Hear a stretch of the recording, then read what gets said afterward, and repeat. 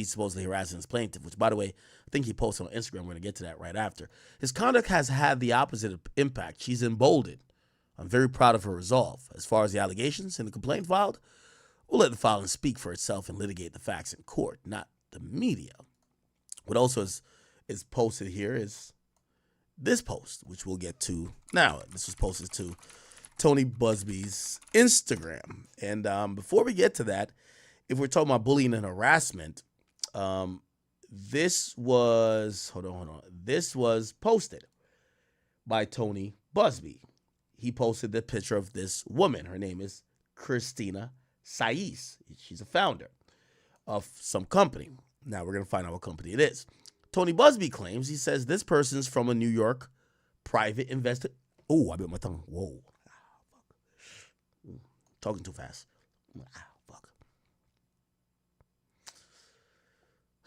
This person's from a New York private investigation firm.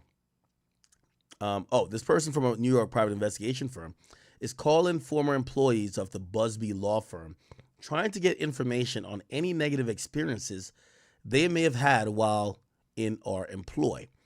Why doesn't she just call me? Damn, I have a lot to say. Haha. I've never had a situation where I send a basic mediation demand and we've gotten this type of response. Wonder what they're hiding or what they're afraid of being exposed. Why not call and ask? Here's her website, www.lexintelligence, and let's see who this is. So this is a website of supposedly what the fuck? Oh, wow. They've made the site private. It says private site. The site is currently private. If you're the owner, contributor, log in. Clearly, probably Tony Busby. You know, obviously, your business is compromised as a private investigator once the public is all going to go look at you doing private shit, right? So I'm guessing they made the website private, right? It said, tell her I said hello. Once again, we won't be bullied or intimidated, and our clients won't be silenced. Sunlight is the best and most powerful disinfectant there is. Justice limps along, but it gets there eventually. Tony Busby. Wow. Okay. Then afterwards, she posted this. Well, what's this right here? Now, this has nothing to do with that. Okay. This is them winning some other case or some shit. Then he posts about Thanksgiving. What the fuck? It says, almost done. Happy Thanksgiving. He's trolling, I think. Oh, this guy has a sense of humor.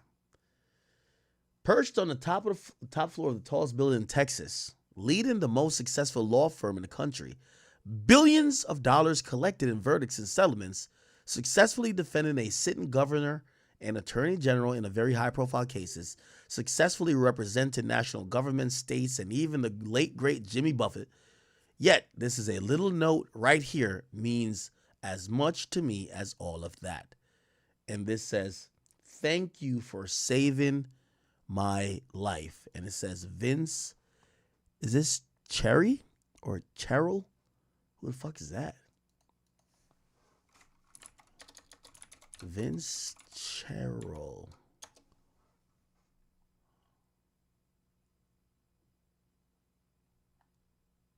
Fuck is that? I don't know who that is. Okay. That's Vince Cheryl, right?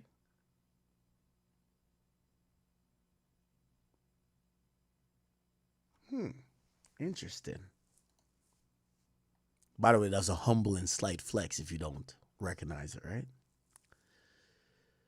Oh, that was... Why did I even read that?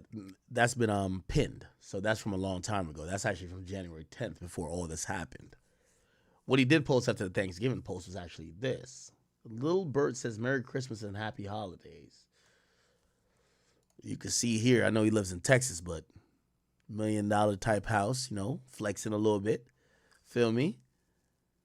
I think this is his house. Let you know, like, yo, I'm one of them guys. Then he posted this. And this is what's included in Jay-Z's response. The post has a picture of a young Tony Busby.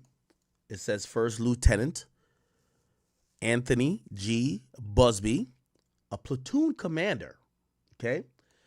And he says, recognize this guy. This is a picture of the weapons platoon commander, Alpha Company, 1st Battalion, 4th Marines from our old Western Pacific cruise book. Despite a coordinated and aggressive effort that has included harassing my kids, contacting my client and former clients to encourage them to sue me, contacting my colleagues or former employees asking if I've abused them, or showing up at my current employees' homes to harass them, filing frivolous cases against me and my law firm, defaming me with outrageous assertions to anyone who will listen, and having mysterious people follow me and my family, I'm still that nigga. He ain't say nigga. He says that guy. I won't be bullied or intimidated. People see through this effort to discredit me, and my clients and the truth will be revealed. I also want to allow anyone to scare my clients into silence. Sunlight, and he keeps using this line, sunlight is the best disinfectant, and I'm quite certain the sun is coming. Okay. Very interesting. So Jay-Z puts this in the lawsuit saying this is, they're claiming that this lawsuit now is more of a sign of this guy's arrogance more than the victim being emboldened. This is this guy trying to settle a score because he feels Jay-Z stood up to him. So what's more is that attorney Busby has made numerous social media posts and statements to the media regarding his representation of individuals with allegations against Sean Combs, including that he would target other unnamed celebrities. These statements began a couple weeks after Mr. Combs' indictment and continued after plaintiff, through attorney Busby, sent Mr. Carter unfounded demand letters in November 2024, falsely accusing him of rape. These baseless claims, unsupported by evidence and nothing more than a calculated effort to strong-arm Mr. Carter into submission, when Mr. Carter proved unwilling to pay, attorney Busby escalated his tactics and schemed further, threatening to conjure additional false accusations and manufacturing a parade of fictitious additional victims to emerge and further damage Mr. Carter's reputation. Let's stop there, Chad. Didn't I tell y'all? Chad, I might have a crystal ball. You heard what? Do I got to read this again? Or should I just explain it? When Mr. Carter proved unwilling to pay in this situation, he escalated his antics and schemed further, threatened to conjure additional false accusation and manufacture a parade of fictitious additional victims to emerge and further damage Mr. Carter's reputation. So apparently, according to what attorney Anthony Busby is saying, or attorney Alex Spiro that works for Jay-Z is saying, they have been threatening Jay-Z to come through with a couple other people that could damage Jay-Z's reputation. Meaning, they're saying there are more people in the wins. There's more accusers, more alleged victims that they have told him they're down to go sue you too. And we were going to file those things. But maybe if you give us a big paycheck here, we won't deal with those cases, which that's a little bit unethical. And I see why they're mentioning it. But for our sake and what we're taking from this, we know there's a bunch of people, or there's more than one, clearly. And we've learned this basically before, but now we know there's other people. There's other people. Okay. To coerce Jay-Z into compliance, the plaintiff and attorney Busby imposed an arbitrary deadline in their extortionate demand letter, warning Mr. Carter that they would take a different course if he did not agree to a confidential mediation to resolve the delicate and important matter, without even waiting for the deadline provided by the extortionate demand to pass. Attorney Busby posted on social media that he intended to file a lawsuit naming Mr. Carter and attaching the extortionate demand letter to punish Mr. Carter for seeking redress from a court. Where did he post that? That's interesting. All along, Mr. Carter refused to bow to Anthony Busby's scheme. Faced with a choice to either pay an exorbitant sum to silence the plaintiff's wild, false allegations of sexual assault, risking irreparable harm to his reputation, family, career, and livelihood, or face a barrage of baseless lawsuits and financial ruin, Mr. Carter stood his ground. On November 18th, Mr. Carter filed a complaint against Mr. Busby and his law firm for his extortionate conduct. In relation, plaintiff and attorney Busby filed the amended complaint. They did so, however, only after a failed attempt by attorney Anthony Busby to obtain a restraining order against Mr. Carter's counsel. Notably, the amended complaint acknowledges that the plaintiff, through her counsel, attorney Anthony Busby, is only bringing these claims, these false claims, that is, against Mr. Carter in retaliation for his failure to respond to her pre-litigation demand letter. Plaintiff goes, by the way, I could stop that there and actually say that. I mean, so the way how these civil lawsuits work, especially ones of this nature, yo, we finna sue you and claim you did this heinous thing that's gonna damage your business and damage your reputation. Just pay up now. We won't file the lawsuit. Nobody will know about it. Okay?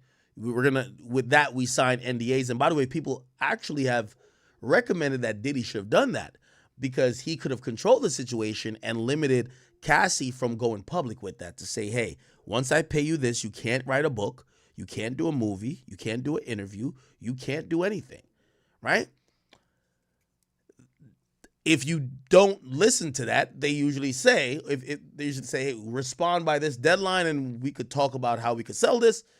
If not, we're going to go file it and it's going to be public. You know, once it's public, that might trigger irreparable damage to your reputation, which we can't, you can't put the fucking toothpaste back in the tube at that point, right? Okay, plaintiff goes as far as to accuse Mr. Carter of filing a utterly frivolous lawsuit orchestrating a conspiracy of harassment, bullying, and intimidation against the plaintiff's lawyers, their families and employees, and former associates in an attempt to silence the plaintiff from naming Jay-Z. Rather than citing a desire for compensation for any actual harm suffered, because there was none, plaintiff, through her counsel, apparently chose to file this amendment as a result of the egregious conduct perpetuated by Carter against attorney Busby. Quite different from the plaintiff. These tactics are designed to silence the other extortion victims who, like Mr. Carter, have been targeted by attorney Busby not based on their perceived culpability, but the depth of their pockets. Attorney Busby's tactics send a clear message. Any individual who resists extortionate demands will face public retaliation through highly publicized lawsuits. This strategy is designed to silence other victims of Anthony Busby extortion while creating media spectacles to amplify unfounded claims and maximize monetary recoveries outside of court. That this plaintiff is suing only now after attorney Busby has been left stinging from personal rebukes and defeats supplies positive proof of how he elevates his own interests above those of his clients. Needless to say, this proceeding should have not been driven by attorney Busby's agenda or interests. It's about finding the facts, applying the law, and fairly adjudicating what's actually the truth. Mr. Carter is now entitled to defend himself against these allegations with the benefit of all protections and mechanisms available to defendants.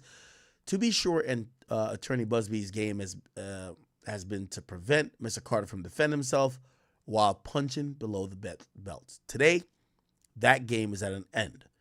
Yo, these lawyers talk crazy. I ain't gonna lie to you. Like they speak with so, in these like declarations, they talk so arrogantly almost, damn near. Today, that game is at an end. Mr. Carter defense has begun. So they're writing this for the judge, but they know that the media, niggas like me, we're gonna read it, right? Starting with the plaintiff's unmasking. And then here we go. There's a procedural history. Okay. Trying to see if anything is there. They're going to quote a bunch of legal standards and stuff to say, yo, you have to deny the motion. And then nothing here is going to be too interesting. The plaintiff's age weighs against anonymity because they're going to say the plaintiff is now 37. Like, we can't treat this plaintiff like they're still 13, okay? The defendant's status as a private party weighs against anonymity, meaning, Mr. Carter and they're actually claiming that Jay-Z is a private party.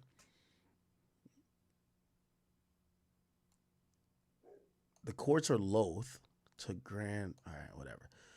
All right, we're not gonna try to bore you with everything. The public interest. So they're claiming because the public has a stake in this case at this point because it's all over the media. They should let the person's name out. Okay. All right. Bet. And now we see Quinn Emanuel, LLP, and Alex Spiro. And you see, there we go, attorney for Sean Carter. Very, very interesting. Okay. This was a memorandum from Alex Spiro directly to support that, to say, I, Alex Spiro, declare as follows. I'm a partner at this company. I'm going to put an Exhibit 1, which is a copy of the claim. And basically, they almost put a sworn affidavit as well to say, I might have to go get my dogs. They're like crying. What the fuck? Matter of fact, let me go get my dogs because they're doing too much crying for my liking. I do not like it. I ain't gonna lie. Okay. Let me just play. What should I play? Ooh, I was trying to play this yesterday. I was trying to play this.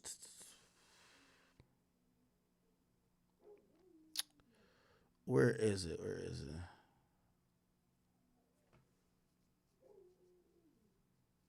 Actually, no, I'll just play Law and Crimes.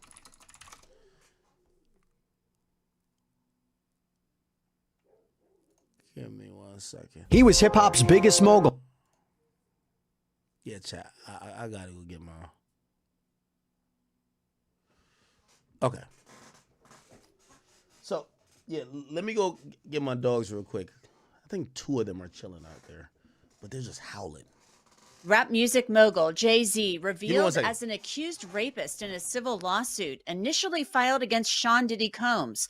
The 2 stars, now accused of raping a 13-year-old girl at an after-party decades ago. I have 7 shocking details from the suit and what Jay-Z, Combs, and the accuser's lawyer are all saying about it. Welcome to Crime Fix. I'm Anjanette Levy. Jay-Z, of course, is one of the biggest names in rap music, and he has been a longtime friend and associate of Sean Diddy Combs. Now he's being revealed as the name behind Celebrity A in a lawsuit filed by a Jane Doe from Alabama, who claims that Combs and now Jay-Z raped her in the year 2000. And in a bit, I'm going to tell you what both Jay-Z and Sean Combs are saying about this lawsuit, so stay tuned for that. Combs is currently in federal custody, accused of racketeering and sex trafficking, and he's pleaded not guilty to those charges. The sex trafficking charge filed against Combs relates to allegations made by his ex, Cassie Ventura, that he forced her to take part in freak-offs, days-long sex acts with male sex workers. Cassie had originally filed a civil lawsuit against Combs in November of 2023. That suit, of course, was settled in record time within a day. Before that, Combs's lawyers say that Cassie's lawyers had made an offer to them that they could buy the rights to a book she was writing for $30 million in exchange for it never seeing the light of day. Cassie's lawsuit and the subsequent settlement seemed to open the floodgates for other women to file civil lawsuits against Combs. More than a dozen have been filed, including one by a Jane Doe in October. At the time the suit was filed, Combs was the main defendant, and 2 other celebrities were listed as Celebrity A and Celebrity B. Celebrity A was listed as a man, and Celebrity B, a woman. Now attorney Tony Busby, after some legal back and forth with a demand letter and dueling lawsuits, says Celebrity A is Jay-Z, whose legal name is Sean Carter. The suit begins. Defendant Sean Combs, a.k.a. P. Diddy, a.k.a. Puff Daddy, a.k.a. Diddy, a.k.a. P.D., a.k.a. Love, along with his longtime friend and collaborator Sean Carter, a.k.a. Jay-Z, drugged and raped a 13-year-old girl at an after-party following the 2000 Video Music Awards. Another celebrity stood by and watched as Combs and Carter took turns assaulting the minor. Many others were present at the after-party, but did nothing to stop the assault.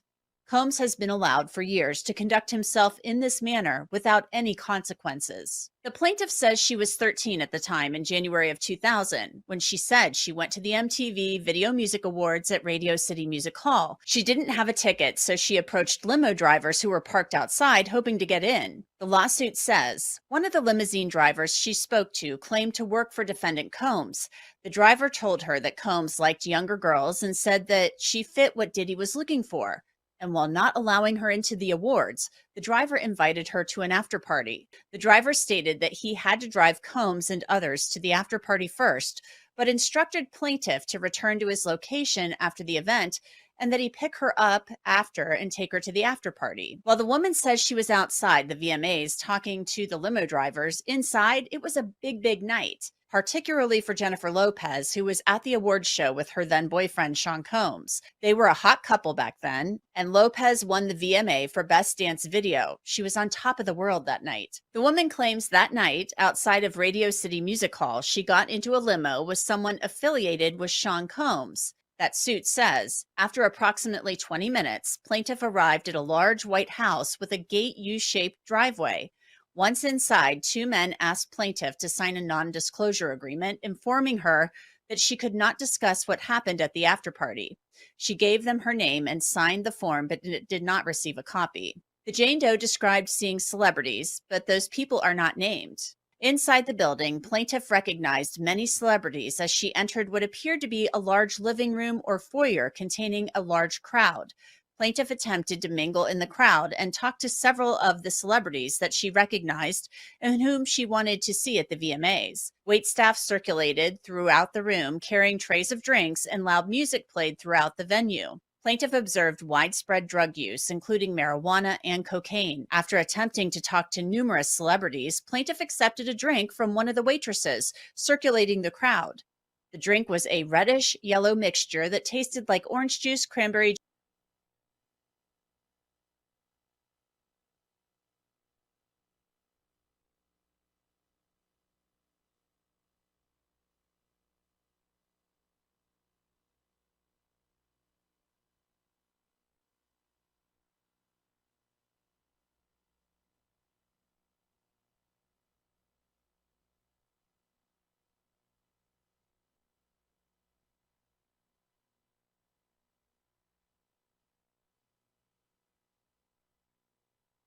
juice, and something bitter. After drinking just a portion of that drink, plaintiff began to feel woozy and lightheaded, making her need to lie down.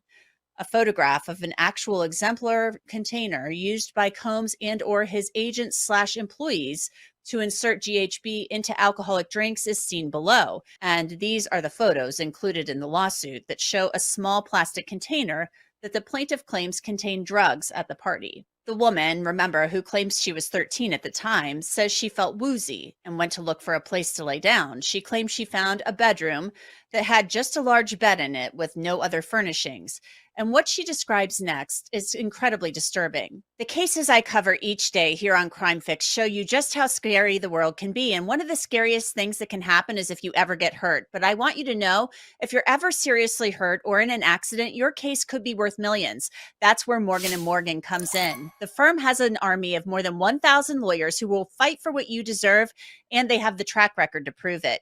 In the past few months, Morgan & Morgan has won big verdicts like $12 million in Florida, $26 million in Philly, and $6.8 million in New York. All of those were much higher than the highest insurance company offer. Seeing if you have a claim can be done in 8 clicks or less, and you don't even have to leave your couch to start one. Also, a really great thing, you only pay Morgan &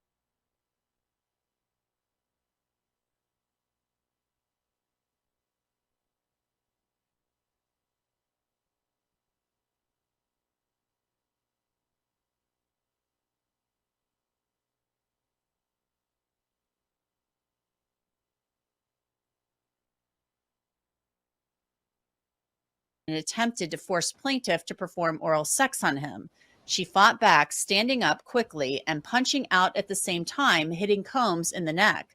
Taken aback, Combs stopped his attempt. The allegations in this suit are very disturbing, and Sean Combs is denying the claims being made by the woman, who's now around 37 years old. Combs and his legal team said in a statement, this amended complaint and the recent extortion lawsuit against Mr. Busby exposes his barrage of lawsuits against Mr. Combs for what they are, shameless publicity stunts designed to extract payments from celebrities who fear having lies spread about them, just as lies have been spread about Mr. Combs. As his legal team has said before, Mr. Combs has full confidence in facts and the integrity of the judicial process. In court, the truth will prevail that Mr. Combs never sexually assaulted or trafficked anyone, man or woman, adult or minor. And Jay-Z posted a lengthy statement on X. Oh, I was muted? No, I brought in Pluto in here. Y'all see him? That's my boy, man. $60,000 later, 2 surgeries. I had to bring the nigga to the hospital every 3 or 4 days, get his bandage changed, caught 2 infections. They had to put him out every single time, and my boy back up. 6 months later. Worth every penny. Love my dog, okay? He got the rest of his family up in this bitch. We having a good time, okay? That's what I was showing you. I was showing y'all Pluto. He came in here. Yeah, Pluto back on the streets, man. Back on the... And I'm going to be honest with you, after 2 surgeries, yo, they kept telling me, like, we're going to have to amputate his leg. And I'm looking at this vet like... Bitch, you must be playing, nigga. You must not want me to go United Healthcare CEO on your ass. Stop talking about amputating my motherfucking dog leg. You out of your damn mind? Like, yo, stop playing with me, man. Stop motherfucking playing with me, man. Y'all don't want me to go John Q on this goddamn hospital? Stop playing with me, man. They'd be like, oh, no, you have to limit him. Like, yo, chill the fuck. Anyway, Big Pluto is back back on road. He's cool. I low-key put him out with his girl today. I was trying to let him get some fucking time. I'm sorry. Like, I'm a bad pet parent for that. The nigga ain't fucking a minute. I'm like, all right, he back good now. I left both of them on the balcony. I said, let God be what God be. Nigga, I just walked away. Let me go to my office. I mean, let Pluto get his thing going. All right. Yeah, I'm probably a bad pet parent, I guess. I don't know. Man, shit. I know that nigga was horny than a motherfucker for like the last 6 months. He couldn't get no pussy. And every time they would be around each other, she was like, yo, look at you limping ass nigga. Look at you, nigga. You can't fuck me. Get out of here, nigga. Get your bitch ass over. So now, my boy Pluto back, you know what I mean? Let him do his thing, you know what I mean? I'm sorry. Okay, I'm really a happy dad. All right. Anyway, that's my little pet situation. If y'all don't know, if you're new to the stream, I got four Rottweilers. It's beef in the house. Pluto and his son is beefing. His son is at the age, like he's about like 11 months. So his son is starting to think he could take Pluto, and Pluto's like, nigga, I will kill you. And according to the trainer I got, 2 male Rottweilers, if I leave them by themselves, they will kill each other. So what I do is, since I got multiple floors, I put 1 male upstairs, 1 male downstairs. They're by all main doors. And then they could hang out with their, Pluto's daughter, Prince's sister, and Pluto's girl. Or Prince's mom. It's 4. It's all good. Anyway. Yeah, so he's doing good. By the way, I also want to thank you to all the man, I ain't gonna lie. It happened like kind of like shortly after my birthday. I want to say thank you to all the vets and dog lovers that watch this channel. You guys gave me so much invaluable advice. You guys kept encouraging me. Trust me, every day, like I had to, or not every day, but a couple days I had to bring him to the hospital. I had to sit there. Like after a while, the hospital started telling me they feel like he's too violent. So I couldn't bring him in. I never brought him into the lobby. I brought him to a special entrance, and they would have to like knock him out. So they came through like a fucking African village spear with like a injection thing on it. They stuck him with a needle every single time. I have to sit in the car while he like gets unconscious. They bring out a gurney, throw his lifeless body on it because they said they refused to work on him. The doctor literally told me this. Hey, listen, if this nigga bites me, my career is done. I'm not doing it. We want to help your dog, but nobody in this hospital will work on your dog while he's conscious. And I'm like, so we gotta get this nigga knocked out every time. Obviously, he didn't like it. He was upset because every time he would have a big-ass cone around his head and, like, a fucking bandage that was, like, first a splint, then it was hard, and then soft, and then they had to take out because he had metal implants. He had metal implants in for a while. He did 2 surgeries, but then he had metal implants. They took those out. And now he's, it's still not all the way 100%, but like, bone growth is there. And just over time, the bone will be fully, like all the holes that was in the bone because they had to drill into the shit. He'll be good. So anyway, that's my journey with my dog. I feel like a real father. You know what I mean? I feel like I'm ready for kids, chat. After going through that with Pluto, I realized what true love is. All that nigga want to do is just hug me, bro. He don't ask me for no money. He do ask me for food. All he want to do is love me, hug me, and anytime he sees somebody next to me, he want to kill them. What more could a man ask for? So anyway, I want to tell y'all, go get a German Rottweiler. Best dog ever, okay? Or the next time Pluto fucks and gets his girl pregnant and I get a litter, or not litter, a bunch of dogs, I'll send one to y'all, okay? Y'all could get his next son. All right, okay. We're back. I'm going to cut this off. We're kind of already getting through most of the lawsuit. We're not just doing lawsuit shit today. If, I don't want to bore you guys. We want to get to like some exciting shit.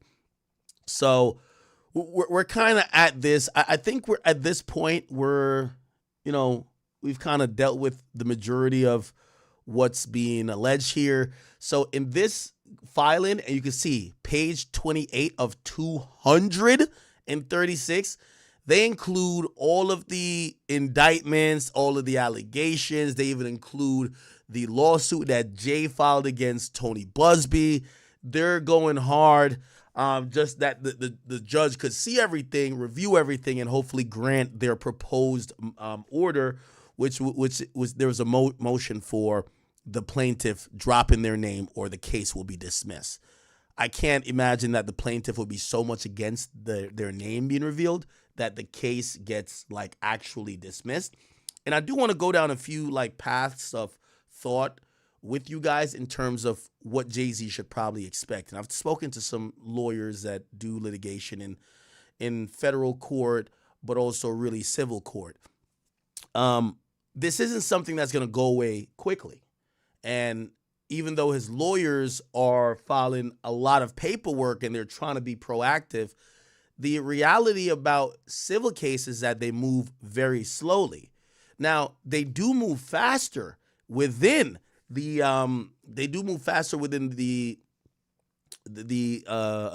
federal courts if both parties are really active and doing what they need to do, that the judge could review these things. So there's a lot to be done, but there's eventually probably going to be a motion to dismiss that's going to be put in by Jay-Z for his involvement in this, right? Again, they won't dismiss the whole case, but it might dismiss his, his liability. And obviously that will look good for Jay-Z if that happens, but we're not there yet. And to truth be told, for going on timeline, this might take a few weeks, if not a few months. And if it doesn't get dismissed initially, right, it's going to go through discovery and go through some other shit. And then essentially it probably won't get dismissed unless it gets settled. It won't get dismissed for probably a couple of years. Now, let's think about that in affecting his brand, affecting his earning potential. The quicker this is out of here, like if this could get dismissed this week, even look at the media. The media don't want to touch this with a 10-foot pole. And by the way, even though no matter what I say, like I think that Jay-Z is protected by the majority of hip hop and black media, I do believe if there's 5 other cases, they're going to start saying, oh no, because black media, they're all snakes, like true snakes. And what I mean by snakes is that they have no true loyalty, right? So they'll be very slow to post this case because it involves Jay-Z. However, it's because they're thinking, oh no, I want to show Jay that I'm rocking with him because this shit just gonna go away. And people did that for Diddy as well early on. But if they see 5 more, everybody starts thinking about their own, like, yo, this nigga might be cooked. And now I'm not hoping it gets there, and I'm hoping, I'm hoping this is just this one case and shit. This is not a pattern of behavior that people know Jay-Z by, even though I'm going to be honest with you, I think people are going to ask questions about these relationships, the Aaliyah relationship, Foxy Brown relationship, Again, what this introduces is minors. And again,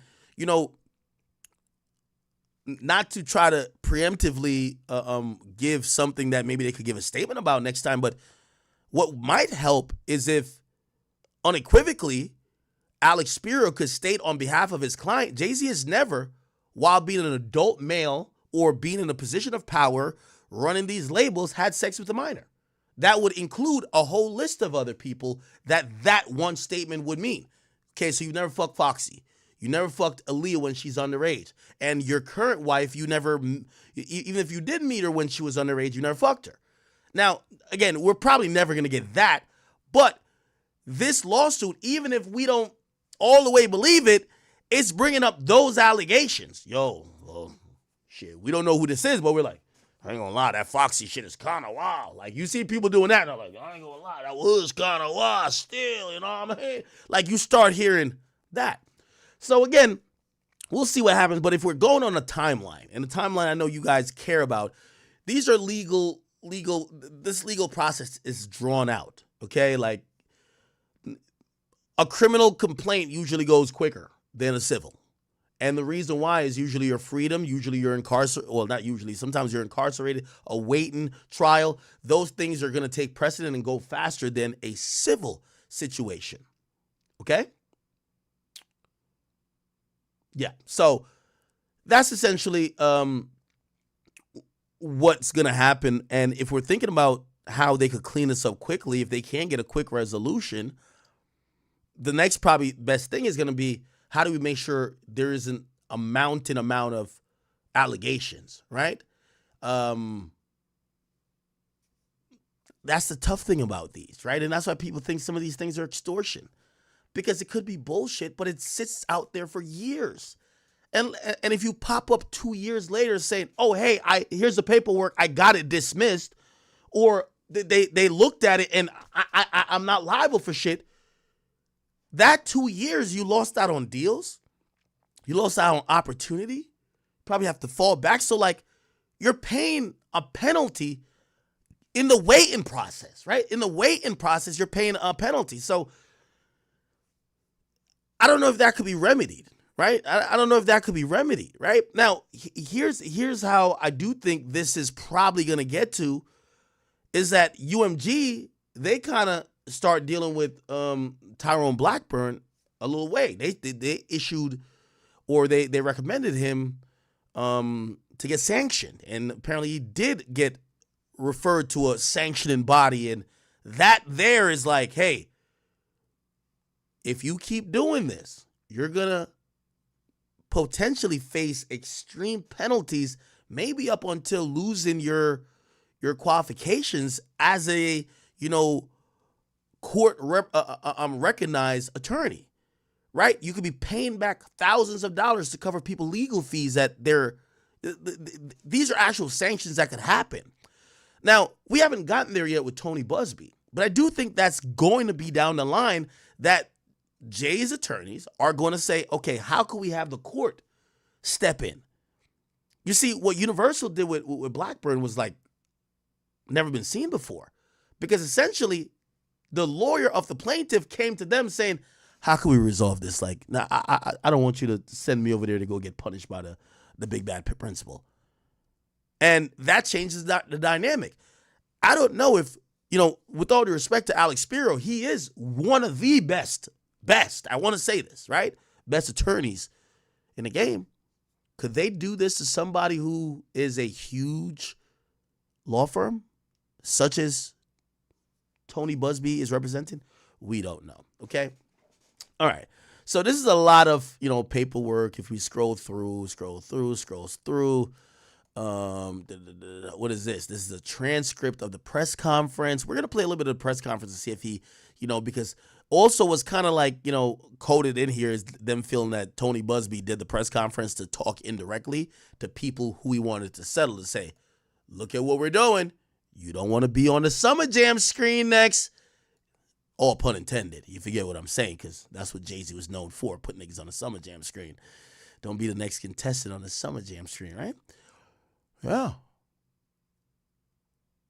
Okay. And then he did a sit down with Chris Hansen. Yeah, this is a lot of transcripts here. So you have to imagine, right? Yo, Jay-Z's lawyer must have been preparing this stuff. Cause all this shit happened about 24 hours ago. You think they wrote 246 pages, including, we're talking about as well as transcripts? No. So they were getting prepared. And what is helping Jay, I will say, he's responding quickly. Like it's not like with Diddy went silent, right?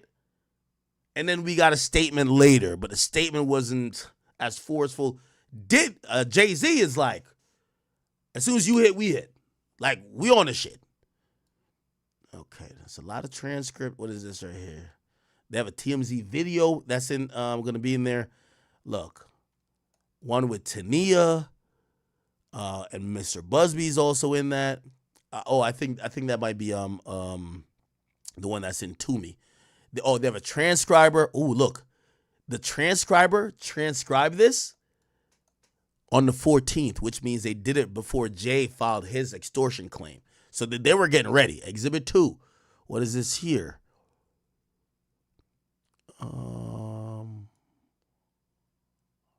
Okay, they're showing that other people have been forced to use their name. Yeah, a lot of filing. Oh, look at this. We're getting to some pictures. Let's see. Wow, this is a lot. Give me a second.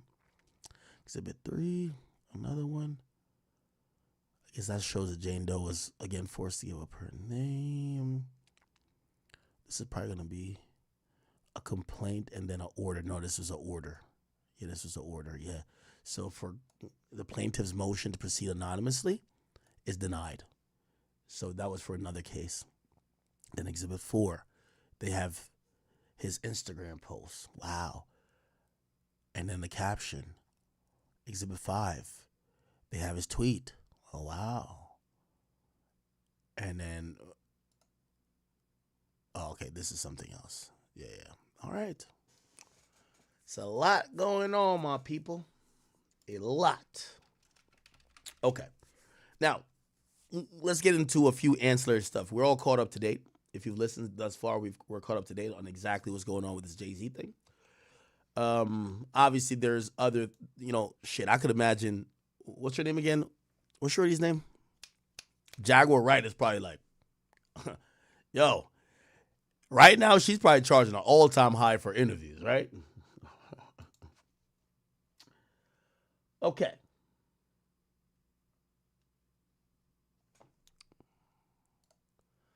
I did want to point out. Oh, wait. Give me a second. By the way, if supposedly Diddy was with J-Lo at that VMAs, how could, unless J-Lo is Celebrity B? That sounds crazy. No.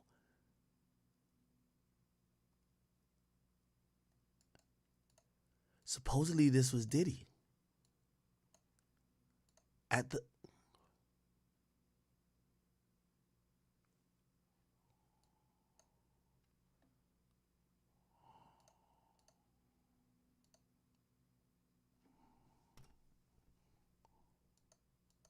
Beyoncé on the red carpet with one of the hottest females out here, Miss Aaliyah. How you doing, girl? It's so good to see you again. You too. She's just looking fabulous. What are you wearing tonight? I'm wearing good.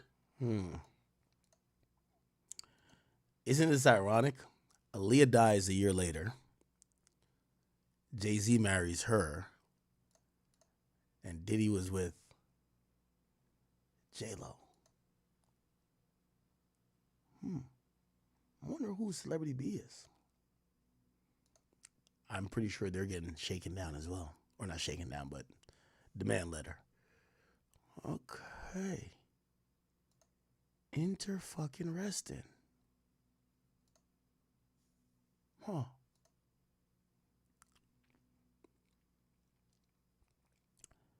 Now, obviously, chat, let me ask y'all the question. Is Kendrick Lamar is Kendrick Lamar a fortune teller? Notoriously, Kendrick Lamar says the predators move in flocks. If Jay and Diddy allegedly were hanging out all the time and allegedly doing these things, is that the flock?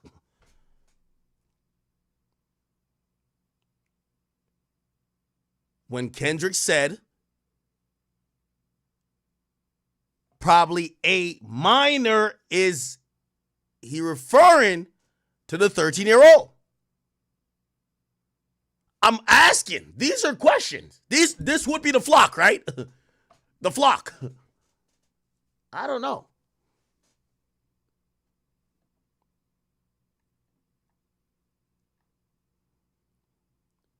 You know what's funny? They blame Hannibal Buress, the comedian, for starting the wave that took down Bill Cosby, right? He had this this joke about Spanish Fly, and then people then kind of started becoming more vocal about these allegations of them being drugged by Bill Cosby. Even though people overall were happy that, that behavior was getting punished, people kind of got at Hannibal Buress saying, this guy was like damn near a snitch. He was a whistleblower. The predators move in flocks. Probably a minor. It's kind of what Kendrick did.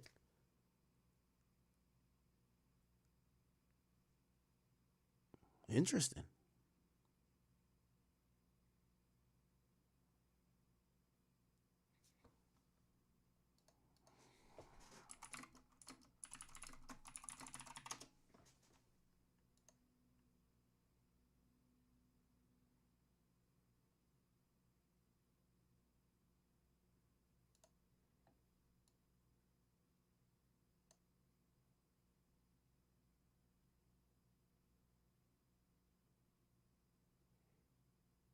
They move in flocks. Interesting. All right. Anyway.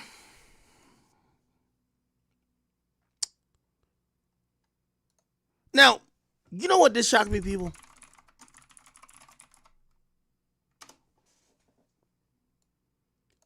Hey, Foxy Brown, now ain't the time to be sending these little weird-ass messages. Did he fuck you or not? I'm sorry. We ain't got time to be like sugarcoating. Did he fuck you or not? Foxy Brown puts up after the complaint addresses or names Jay-Z. She says, wait. And then she puts up this. Do you have something to say or you don't? Because right now when people would be looking to you, and they did look to you for a comment before, you said you were a real bitch, you ain't with it. Don't tell me you're one of those who cat got your tongue until somebody else tell first. Now I can't tell what it is. Now, where she is actually important is that people are coming up with these timelines. They're saying, yo, check this out. Jay-Z has a song with her called Ain't No Nigga. Now, that song was released on Jay-Z's debut album in 1996. That song is a song that's kind of almost like a back and forth rapping about a type of guy or a type of person that they would be attracted to, but it's Jay-Z and Foxy Brown. Now, how old was Foxy Brown in 1996? It says about 18.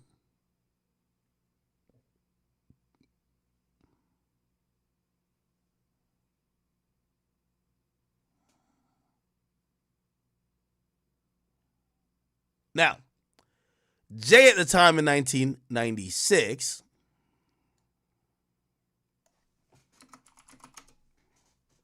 was 27. Usually albums were probably worked on a year or two before at that time. So some people believe that maybe this woman was underage when she wrote this song, or this song was written for. We don't know what happened. And some people believe that the context of the song means that they were kind of talking about a love interest that they may have had. Now, why would people have that type of opinion? Let's read the lyrics. So it came out when she was about 18, which some people would then assume she wrote the song or performed the song to record it before 18. Now, we don't know if she actually wrote the song, because apparently Jay-Z was writing a decent amount, but we'll get to it. This is Jay and Foxy Brown. I keep it fresher than the next bitch. No need for you to ever sweat the next bitch. I guess this is Foxy's part. So basically, she's telling him, I keep it fresher than the next bitch. Ain't no need for you to sweat about the next bitch. With speed, I make the best bitch see the exit. Indeed, you gotta know you're thoroughly respected by me. Okay, no, I think that's Jay-Z. Yeah, let me just play the song. Why am I like forgetting this? I feel like I'm not a hip-hop fan. Ain't no nigga. Ain't no nigga like the one I got. Uncle Fuck you bad. Oh yeah, they're gonna strike the stream. I know. Here we go. Back for bank, they try me, all to get is 50. That's why you the Lexus, ex bitch. Okay, yeah, that's Jay-Z. Foxy's doing ad-libs on here. Keep it fresher than the next bitch. No need for you to ever sweat the next bitch. With speed, I make the best bitch see the exit. Indeed, you gotta know you're thoroughly respected by me. You get the key to the Lexus with no driver. You got your own 96 something to ride, and keep your ass tied up in Versace. That's why you gotta watch your friends. You gotta watch me. They conniving. Shit, the first chance to crack the bank, they try me. All they get is 50-cent francs and papayas. From the village to the telly, time to kill it on your belly. No question, had more black chicks between my sheets than Essence. Oh my God, that's bars. They say sex is a weapon, so when I shoot, meet your death in less than 8 seconds. Damn, my boy's spitting, I ain't gonna lie. Other stuff aside, still pounding in my afterlife, laughing my shit is tight. Who you asking, right? Then this is her, I believe, right? Ain't no nigga. Who you at my afterlife? Laughing, my shit is tight. Who you asking, right? Okay, ain't no nigga like the one I got. What the fuck? Ain't no nigga like the one I got. The one can fuck you better. Now, I think this is why people think that they're having like this conversation. Now, let's be also very clear and fair. Not because you're on a song with a woman means you're talking to that woman, even though sometimes that's how they market the song. Like, this is a conversation between person A and person B, but it doesn't mean that. But some people use this as a point to try to show some impropriety. Like, why are you 27 even rapping like that with a woman who was either newly 18 or maybe have been on her age? That don't make no sense. It's up to y'all. I don't give two fucks, okay? No one can fuck you better. Sleeps around, but he gives me a lot. Keeps you in diamonds and leathers. The friends tell me I should leave you alone. Tell the freaks to find a man of their own. Okay. All right.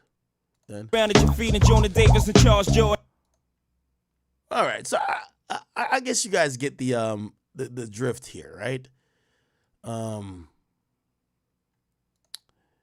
The song seems like they're talking about a sexual relationship, right? Now, again, we want to be clear because y'all are the first one to say, y'all can't charge YSL with lyrics. It don't matter if he say you want to shoot your mama house up. Who cares? So, like, let's not get at Jigga now for doing some shit like that. We don't know, right? And I want to reserve that opinion, saying, I don't know. Does it, when you now put it in context like that, does it kind of seem weird that Jay's rapping with maybe a newly 18-year-old woman or maybe like 17 and saying that shit too? Yeah, of course, right? But does that mean like he was fucking her? Doesn't mean that. Could he have been? Possibly. I don't know, right? And let me see.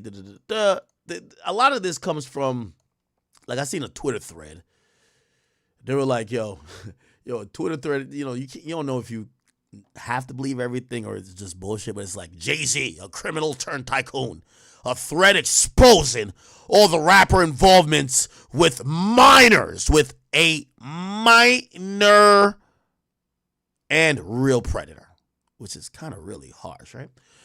Beyonce and Jay-Z met when she was 16 in 1997, began dating around 1999, according to a 2007 interview with him. Okay, Okay, they don't give a timestamp. But I think we played that Charlie Rose clip. Beyoncé has been susceptible for a few Freudian slips. She ain't never been able to define her age at the time for her first courtship. Now, I'm actually going to pick up for Jay-Z here. I'm going to pick up for Jay-Z. Like, this is some real shit. Okay, so here's the proof that they're saying. They're saying in 1999 and 2000, we don't know the exact date when Beyonce and Jay-Z first met, but she did give us an idea. When talking to 17 in 2008, she says, I was 18 when we first met and 19 when we first dated. There was no rush. No one expected me to run off and get married, okay? Then I guess it was contradicted when it said in 2007, in a Charlie Rose interview, Jay said he met Jay-Z 10 years ago, which would, Beyonce would have been 18 in 2000 or 1999, but 10 years ago from 2007 would be 97, right? Then it goes, the Destiny Child met her future husband when she was 17. This comes from Us Weekly magazine, saying when she was 17, roughly 1999, and a year later, they started dating. Okay? So people think that's kind of whatever, right? Now, I'm going to kind of defend this, and I'm not defending what's being alleged, but I'm going to give it a possible explanation because I've heard this a couple times. Beyonce was lying about her age. I don't know if this is a fact, so I'm kind of like assuming. But when you start seeing people and they forget their age or whatever, she don't need to lie no more. But back then, she probably was lying about her age.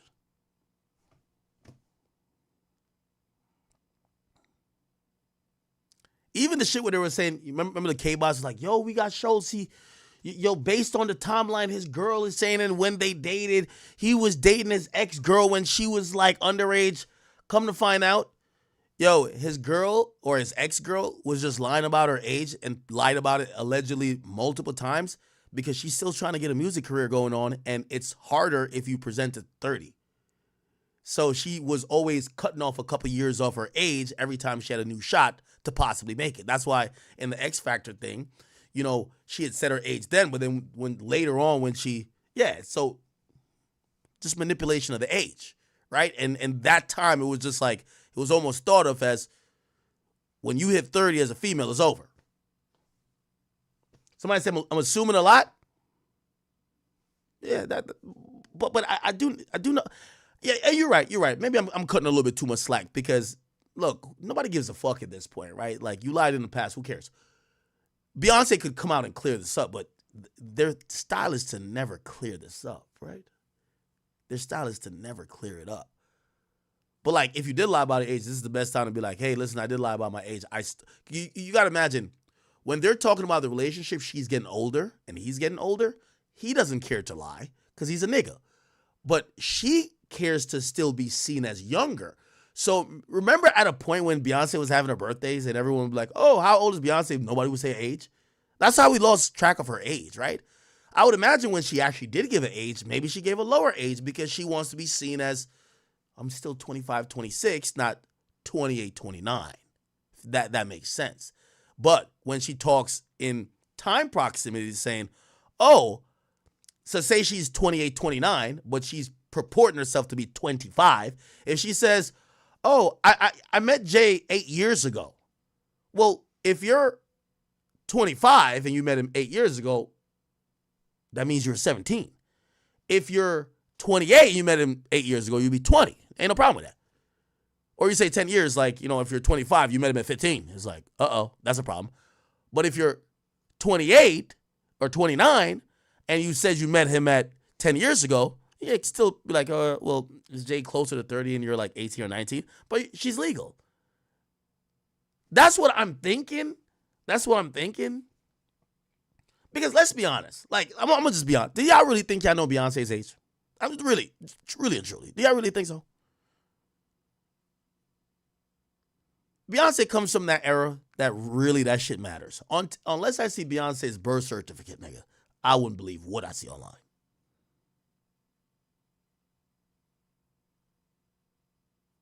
Somebody says she's 41 now.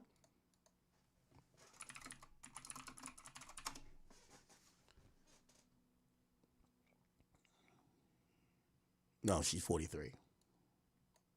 But there was a time where they were like, yo, Beyonce's like 23 constantly. I was like, okay. And you got to imagine the value in that, right? Beyonce was seen as one of the most beautiful women on the earth, in the world. At that time, hip hop is big on younger women, not necessarily underage, but just like, yo, you're under 30. Like, that doesn't exist now, really. Like, Cardi B will tell y'all she's 32 or whatever she is. Now, 30s, it still kind of does exist. It moved from women have to be in their 20s to be seen as attractive, because that's what it was. Like, a lot of marketing these women were attractiveness, and it was like, in your 20s is your peak attractiveness. 30s, you fell off. 30s, you can't have kids. These days, it's changed. Now it's 40s. That's why Nicki still gets it, because Nicki's 40. You know what I'm saying? Nicki still gets it as 40. Or maybe I'm just lying, because we don't age shame Beyonce. We definitely do with Nicki. But maybe that's a byproduct of her shaming other people. Wait, do y'all believe Rihanna's 36? Come on, bro. Like, come on. Yo, come on, bro.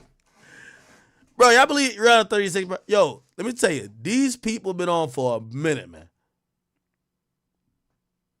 Somebody says Beyonce was really born in 1979. How y'all know?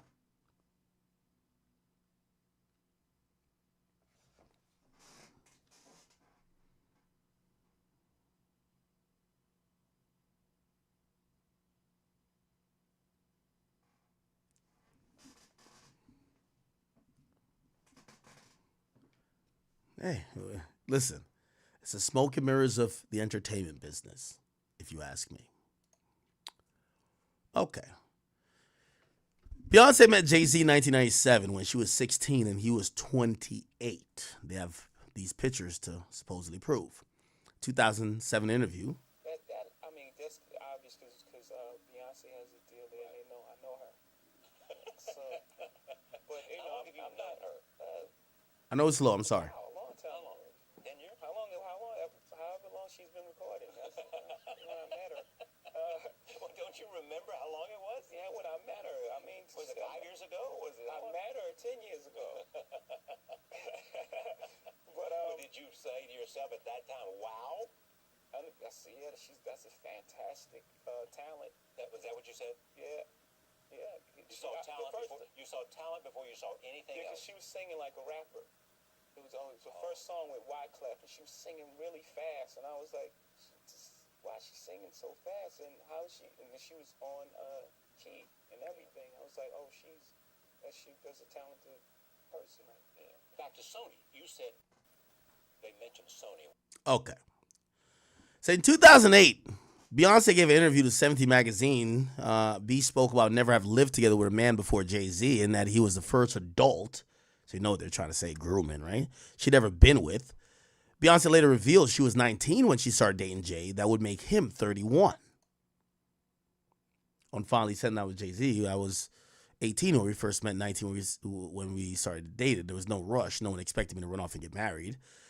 I don't really believe that you will love the same thing when you're 20 as you do as 30. So it's my rules before the age of 25, blah, blah, blah. Okay, cool.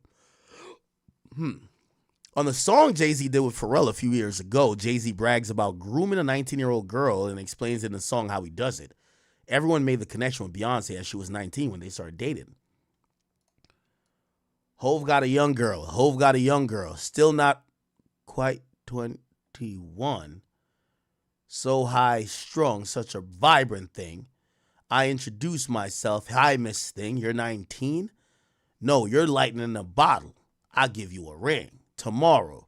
The scene that follows screams of horror. Classic Stephen King novel. Bars. Mama don't think you should take someone so advanced in romance. You should just wait. Papa don't preach. Hov don't bite. Hov been through it. I might mold your life. I'm going to show you right. Proper etiquette. How to hold your knife. Keep it competitive with Oprah's Ice. Be like Janet. Take control. Is this a song? This ain't no goddamn song. Stop it. I know the damn Joe Budden podcast ain't been talking about Drake's lyrics when Jay-Z got shit like this. Hey, the next time y'all up there at Joe Budden's podcast about to say Drake singing about 19-year-old girls, I need y'all to read this too. Okay, now granted, this is old. I get it. But y'all got to read this too. Y'all got to keep it a bean. I ain't know Jay-Z rapped about no shit like this. Is this real? This ain't no goddamn real shit. Now, I see some of y'all in the chat saying, well, it's legal. It's legal. We don't give a fuck. By the way, THP, thank you for the membership. I appreciate you. I think I forgot to read, I definitely forgot to read donations yesterday, so I'm going to read donations as we go today. Check and report, thank you for the 5. Nas said in ether, Foxy got you hot because you kept your nose in her pussy. Whoa. Josh Gates says, why is Spiro net worth negative 177? What's your source for that, sir? You sent 2 donations. Could you send me your source? Young RJ says, happy dad nasty. Not gonna lie. You got to get the death row flavor, brother. Okay? Let's get that death row flavor over here. It's just grape, okay? Young RJ, what up with you? Thank you, brother. Big Cisco says, didn't Jay-Z... Okay, he's talking about what we're talking about. Mike D says, Davy Chase is the actress in The Ring. She might be the Jane Doe. The age checks out at the time. It's been speculated. Really? Okay. Courtney Fisher says, black culture giving crab in a bucket. I'm logging off the internet until 2025. I'm sorry, Courtney. This is going to only get worse in 2025. Nicole Harris says, what the fuck is 37? Jay-Z? Wasn't he born in the 60s? Joshua Bentacore says, Mamma Mia, I fell down to my knees when the law came for Luigi. We'll talk about Luigi in a little bit. Nicolette Jones says, oh my God, I just remembered. You have to look up Jay's mistress, Kathy White. She died after she was going to go public with his affair. Nicole Harris says, check your circle. Diddy, Weinstein, R. Kelly. Kendrick did say, the predators move in flocks.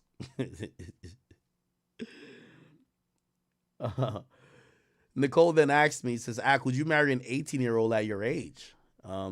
Jay-Z did. That's suspicious. And she then tells me or warns me, stop hanging with Drake, please. What Drake do? I mean, how the fuck could I marry an 18-year-old when I'm not supposed to be talking to a younger than 18-year-old girl? So, like, marrying an 18-year-old is crazy, right? Like, when is the process of you getting to know her? At that point, we're assuming that you were talking to her on the low before she was underage or before she was overage. Just Being Honest says, bro, y'all forgot the feds wanted Jay-Z for years by any means. This ain't come up. That's how I know it's cap. So you're saying that the feds investigated him, and if there was any proof to any of this, they would have been on his ass. Okay. Solo Dum Dum says, after reading the filings, I think I disproved the allegations to some extent, and I commented the thread underneath the tweet announcing the stream. If you read it on stream, I'll appreciate it. Are you saying you commented under my stream or on my tweet? I'll read it. You should just put it in your thing though, but okay. Is your name on here Solo Dum Dum?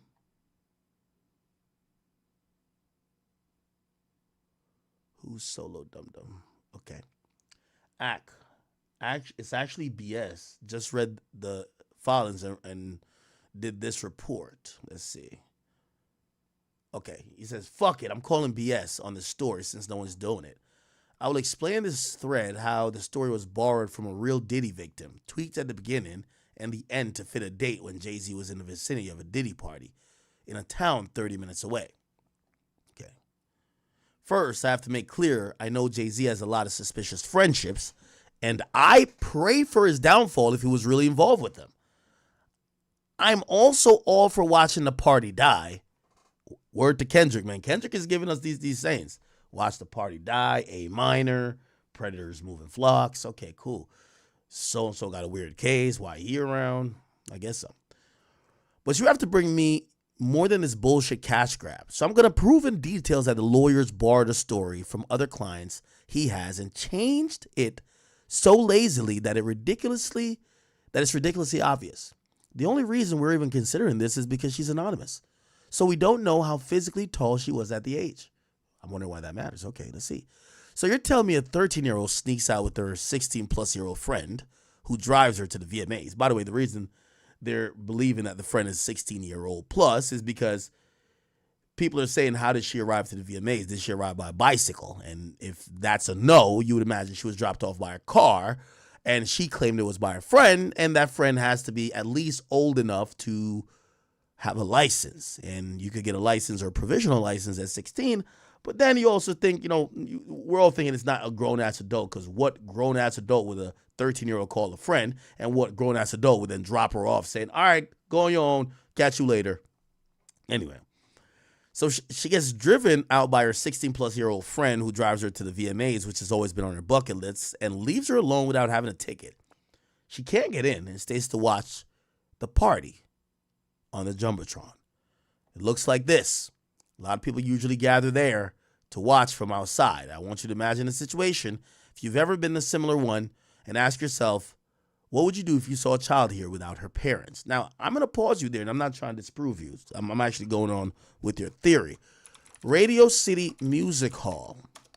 If you go to Radio City Music Hall, so this is a world-renowned concert venue that what I believe would have happened, this is how it looks during, the winter when they put up, they have a whole tree light and this and third.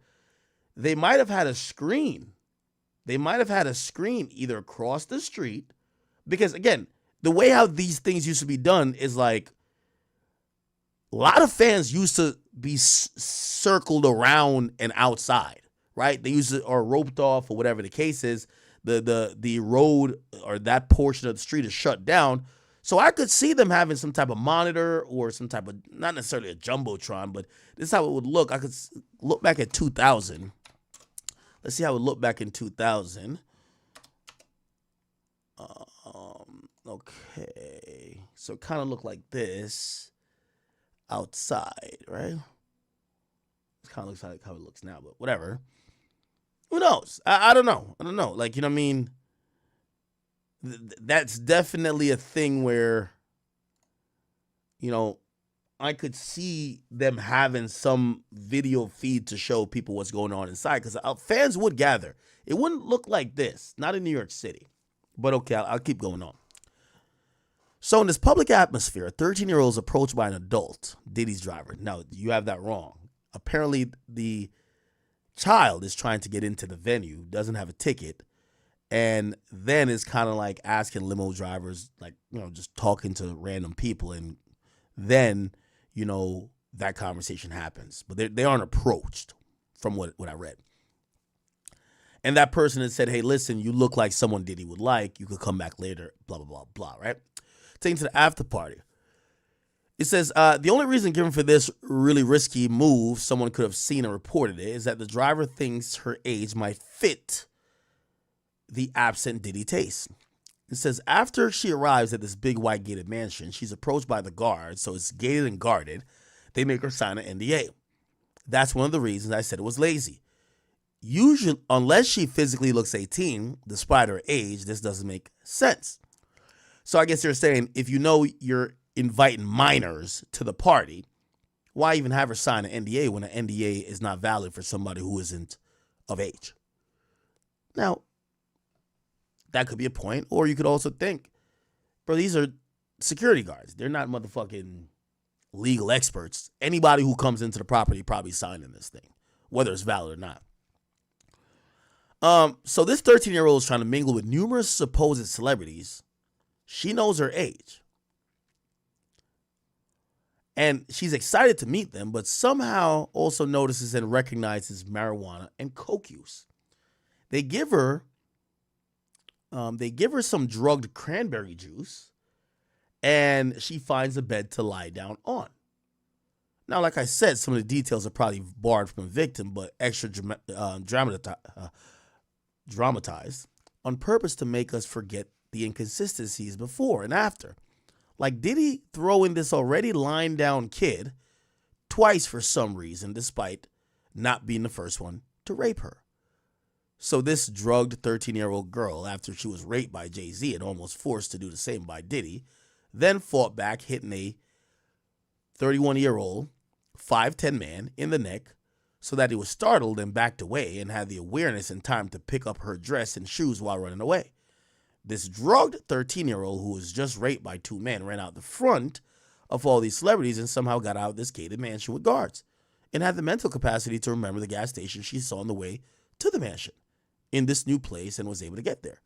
This drugged 13-year-old who knows her home number calls her father, not the same friend who drove her to the VMAs at midnight, tells him the story, and then that she lied to him. The father waited at home until midnight, not knowing where his daughter was. The father comes to pick her up at dawn, so the drive there was about 3 hours. The shopkeeper who kept her phone, who gave her the phone after, I assume, hearing the story, didn't call the police. And we don't know who this clerk was, so we can't ask him about this unforgettable experience. The father of this 13-year-old girl who was drugged and gang raped didn't take her to any medical facilities to check on her, call the police or get any help, so there's conveniently no record of it at any hospital or police station. The father was like, oopsie, you had it coming. Bullshit. I implore you after reading this to go read the court filings in details and notice the story was designed so that they don't have to prove she was there. Also remember your life in the time. How do you think the owner of this stolen story really is? At least 22? This money-grabbing BS shouldn't even been entertained, but here we are. This lawyer should be publicly shamed and crucified so he never does it again. The only positive side to this mess is that we're listening. If there's a real victim of Jay-Z out there reading this, we're ready to hear you right now. Don't let this obvious fraud make it harder for you in the future. This lawyer's trying to earn millions with this story. Don't let him. This is the alleged story you could read here in the details. The photo of the Jumbotron is just a visual aid that you could imagine it in case you've never seen something like that before. I wasn't able to find a photo of the Jumbotron from the 2000 VMAs on the internet. Solo Dum Dum, I think what you just outlined is good defenses. But again, we're in the era of everyone emotionally goes off the accusation and no one goes off very relevant facts, right? Like a relevant fact could have been, well, why didn't you go to the cops? Well, there's these victim explanations for that. Oh, I was scared. I thought he would hurt me. I saw the look in his eyes. He seemed like he was a powerful and evil man. I didn't do that. Even if you did go to the cops, say the cops then investigated and clear you. You know what they're going to say? Oh, the cops were paid off. Like, you can't fucking win. So, again, the court of public opinion, which this, forget if these guys are ever going to pay money. The court of public opinion, it's a lose-lose situation no matter what. The allegation dictates the crime. So, as you're saying that, let's say everything you said is true. It's going to take about 2 years for this to not 2 years. Well, let's say a year at least. In my estimation, could be quicker because this guy, Alex Spiro, is a monster. To possibly get this case dismissed, and in that year, all it's going to do is linger, and people are going to say, Jay-Z, you got a weird case. Why are you around the Super Bowl? Why are you around Kendrick Lamar? Why are you around? Again, it just is what it is, right? Okay. All right. I think I read all of these. Nicolette Jones. Oh, you flirt with me, girl? She said, love you. You look cute today. I look cute today, chat? Let me do the Drake duck lips. No, I don't do that. Appreciate you. And Savion G, thank you for the 2. It says, nothing bigger than the motherfucking chat. Shout out to number 1, Big Ack. Appreciate you. Okay. Let's keep going.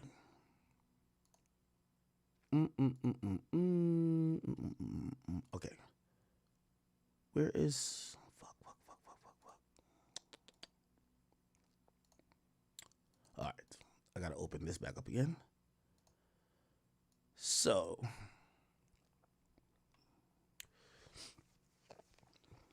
All right.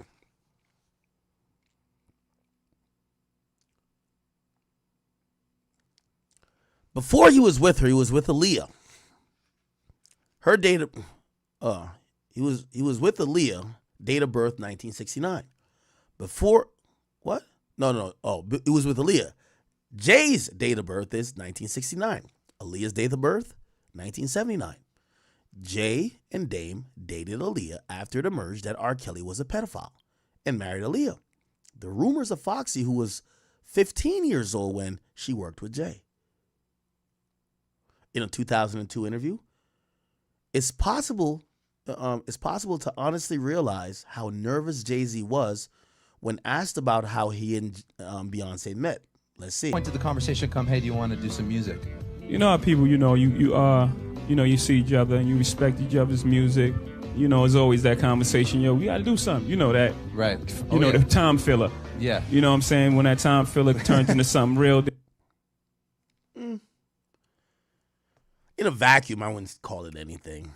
But if you're building the narrative saying, yeah, it seems guilty, nervous, or nervously guilty, I guess. But before getting married, Beyonce told how Jay-Z taught her to be a woman. Needing a man so much isn't healthy for anyone.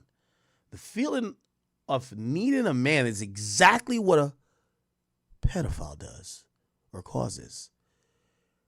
It prevents someone from leaving a cheater or an abuser. You taught me how to be a woman. You taught me how to be a leader. You taught me how to be a friend. You've given me so much in life. And this is not enough. It's not enough I can give you. I just want you to be happy. And every year, I'm even more in love with you. And I want to spend every day of my life with you. I'm going to stick up for Jay-Z here.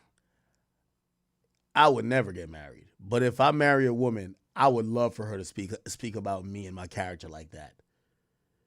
I would love for her to speak about me as if I am the person that completes her, that made her better, that she wants to spend every waking moment with. I'm sorry, I'm not calling that weird. I'm not calling that one weird. I'm not. I got to be honest here. What the fuck? Yo, we live in a time now that these bitches like, I'm fucking him for a bag. I'm fucking him for a bag. Yeah. This thing, like the ratchet shit we got going on now, this shit almost make my dick hard. Real talk. No, Jay, don't get mad at me. To hear a woman speak like this, like a lady, classy, giving props to a man, not talking about him like he's a ATM or he's just like this object. Like, I'm sorry. I gotta say this is good. You taught me how to be a woman. You taught me. Now, obviously, if you take the saying, you taught me how to be a woman, and you're thinking that maybe she's 18, you're like, okay, that's kind of fucking weird. But I'm thinking about this as a grown woman, right? I could possibly look at this to kind of mean Jay-Z teaching her to be responsible, to be loving and caring. Not how to fucking change her fucking tampon or some shit like that, like a fucking pedo. You get what I'm saying? Like, yeah, you walked me through puberty. You taught me how to like fuck. No, nigga. I'm like, hey, you taught me how to deal with my emotions a certain way. You taught me how to build a house. I don't know. Like, I don't think all that's weird. I don't think love is actually weird. You know what's weird to me? When these bitches saying I'm fucking him for a bag. That's weird to me. That's weird. When a woman speaks highly of a man, now again, this is 2006. I hate to have to keep going back on how old she is. How old is Beyonce in 2006? Let's see. How old is Beyonce in 2006? She's 25, man. Bruv, nah. I'm not looking at that video and calling it weird. Chat, is this weird? Wait, is this weird? Like, I'm gonna be honest with you. I would, like, again, I think the reason why niggas just fuck women and keep it moving, they don't have women who are basically telling them or at least appreciating them to say, hey, listen, like, I value you, I cherish you. These chicks just throw their pussy around every nigga. And then also basically act like men in the stoic, non-emotional, I could fuck everybody and find happiness type of wave, which sometimes men come across as, right?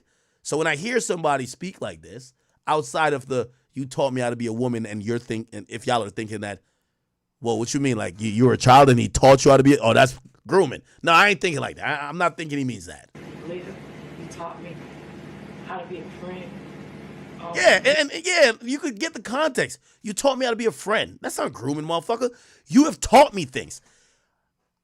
Yo, you want to get with a woman who has taught you things, and likewise. So you want to get with a woman that you could teach things, and likewise, she could teach you, right? That's what I would think in terms of a great partnership, right? No, you don't think so? You've given me so much in life, and this is not. Yo, we live in a society where women, it feels like men and women are constantly competing and hating each other, right?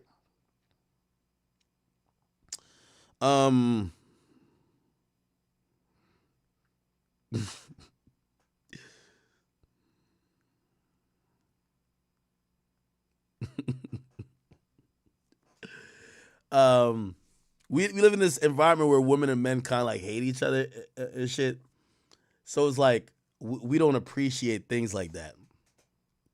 You know. Not enough. It's not enough I can give you. I just want you to be happy. And also, women these days hate being submissive. They're like, what you mean there ain't enough you could give him? What? Are you being controlled? You're supposed to tell that nigga, I'm independent. This is before she got on that, oh, the single, well, she's always capped about that. All that single lady shit thinking she was Jay-Z's joint. Like, stop playing, right? She wasn't talking like this on that record. Oh, the single ladies. Talking about to the left, get all your shit and go to the like. Nah, she wasn't saying all that shit. But she talking like a woman who wants to get married here. Hey, news flash for any of my chat queens. You tired of getting a wet back and a bruised pussy lips and your tonsils just sore the next day from nigga after nigga? People don't want to commit to you. Take a little bit of etiquette class in how you talk to it and appreciate a man. It will make him realize that the marketplace right now is all whores. So you could get pussy anywhere. You can't find a lady anywhere. You can't find someone who's going to value you and speak to you in such a way anywhere. Trust. I'm just telling you. I just want you to be happy. Yo, I ain't hear these words in, like, when's the last time a woman tell you, I just want you to be happy? I want to give you everything. I want you to be, like, you ever heard these words from a woman these days? These bitches listen to Sexy Red. Fuck!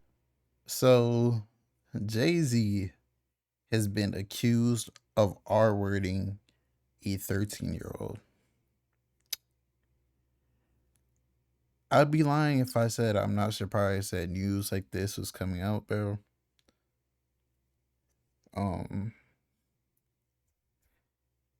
From listening to what X said, I agree this is a money grab. But I also do agree that if you really, really, really search deeper into Jay-Z, you will see he was definitely with underage women, not even with him above the age of 18, but with him above the age of 21, like 24, 25. Jay-Z is old, man. It's like, hey, when you're in the game that long and you have that much money, you literally, he could have picked any girl he wants, but hey, it's crazy how men in power, they just have a thing for young women, like young girls. You can't even wait for it to be 18, bro. Like, damn. But Jay-Z, Diddy, it's a crazy world we live in. Just gotta wait and see what comes out next. Who knows? And if this gets paid off quick, we will know what is up. It's deeper than we think. It's a lose-lose situation if it's true. But if it's fake, I feel like people who file fake lawsuits, they need like, yeah, like something back filed on them. But just gotta wait and see how everything goes. Your boy Big Act News. Make you like, comment, subscribe, and I'm out.